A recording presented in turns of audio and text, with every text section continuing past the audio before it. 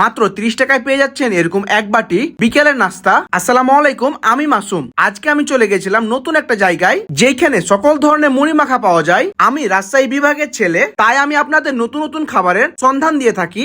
এই খাবারের জনপ্রিয়তা এত যে দূর দূর থেকে মানুষ এই খাবার খেতে চলে যায়। এই খাবারটা খুবই সাধারণ, কিন্তু খাবারের মান এবং স্বাদ দুটোই রয়েছে। এই মানুষটা প্রতিদিন বিকাল থেকে শুরু করে রাত্রি পর্যন্ত এই মুড়ি মাখা বিক্রি করে। তার এই হাতে তৈরি খাবারটা এখন অনেক বেশি জনপ্রিয়। এইখানে খাবারের বিভিন্ন রকম অপশন রয়েছে, যা মেনু কার্ডে আপনারা দেখতে পাচ্ছেন। মাত্র 30 টাকায় এমন খাবার আপনি শহরের মধ্যে পাবেন না।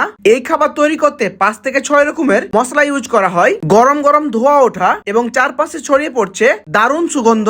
আমি সন্ধ্যাবেলায় এখানে গিয়েছিলাম, তাই আমি অর্ডার করলাম 30 টাকা দামের এই প্যাকেজটা। মানে কি বলবো ভাই, প্রথম এক চামচ মুখে দিতেই মুখ বাস্ট হয়ে গেছিল। একেবারে ঝাল মশলা এবং মজার কম্বিনেশন তৈরি হয়েছে। রসুনের ঘ্রাণ এবং ডিমের টেস্ট আর মুড়ির ক্রাঞ্চি ভাব সব মিলে এক অসাধারণ প্রতিভা।